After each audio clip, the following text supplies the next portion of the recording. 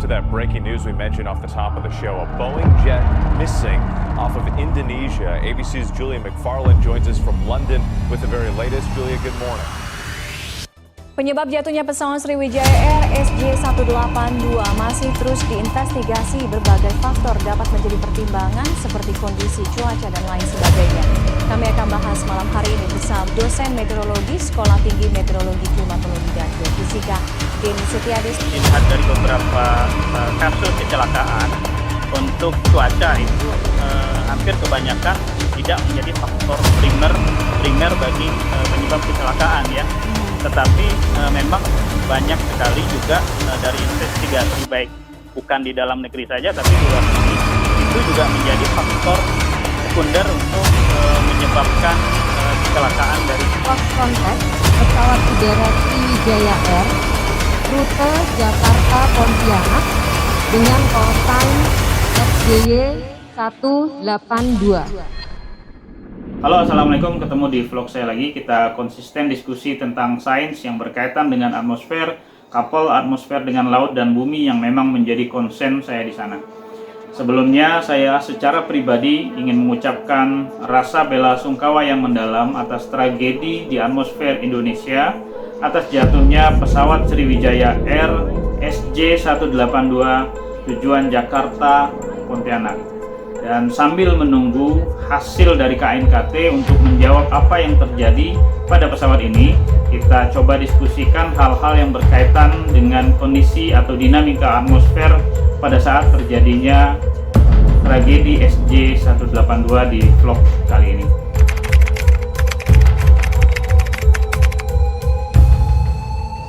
Berdasarkan hasil analisis citra satelit, kita bisa lihat di sekitar aerodrom atau bandara telah terbentuk sel-sel awan yang cukup besar dengan radius sel mencapai 15 hingga 20 km dan suhu puncak awan mencapai minus 75 hingga minus 80 derajat Celcius.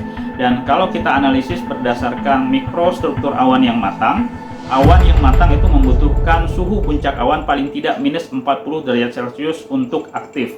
Dan awan-awan yang tadi terjadi itu sudah jauh di bawah ambang batas ini, dengan potensi produk yang dihasilkan adalah curah hujan ekstrim, kemudian gas wind, angin puting beliung, dan bahkan mungkin yang parah adalah microburst.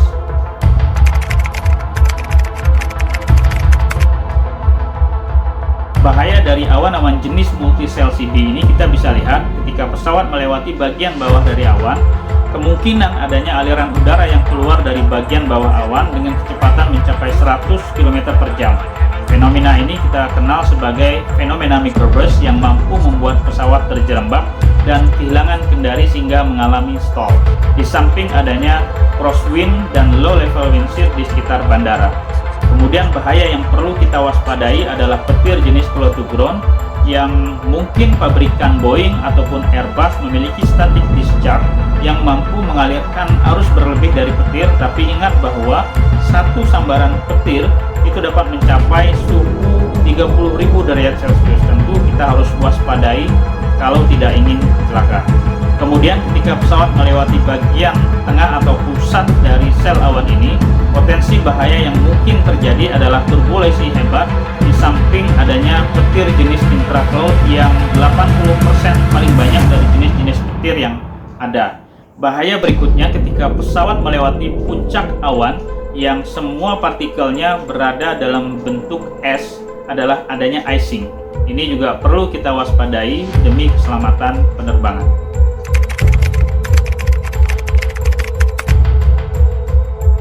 Ada 3 faktor penyebab terjadinya kecelakaan di dunia penerbangan. Yang pertama adalah faktor human atau pilot atau kecakapan dari pilot itu sendiri. Yang kedua adalah faktor weather, dan yang ketiga adalah malfunction atau kegagalan dari mesin atau sistem dari pesawat itu sendiri. Dan dari 3 faktor tersebut, hasil investigasi baik yang dilakukan di dalam negeri ataupun di luar negeri hampir kebanyakan tidak menjadikan cuaca sebagai faktor primer penyebab terjadinya kecelakaan.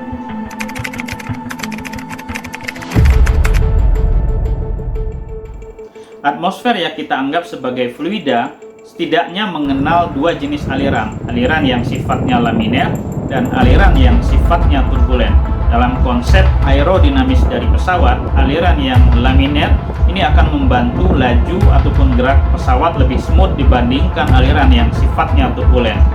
Aliran yang sifatnya turbulen biasa terjadi pada level-level bawah atmosfer mendekati permukaan akibat adanya kekasaran permukaan, topografi, ataupun bangunan, dan bisa meluas lebih tinggi ketika terjadi atau terbentuk sel-sel awan yang mengindikasikan labilitas atmosfer.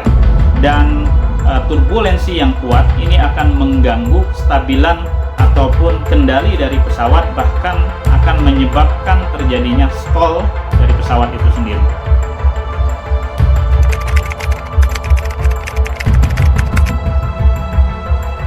Dari uraian yang sudah kita sampaikan tadi, kebengisan dari cuaca tidak serta-merta menjadikannya sebagai faktor primer penyebab terjadinya kecelakaan di dunia penerbangan. Namun demikian, banyak kecelakaan di dunia penerbangan yang berasosiasi dengan cuaca yang buruk atau bad weather.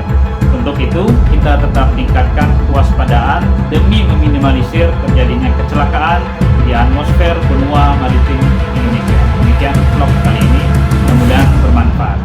Have a good day.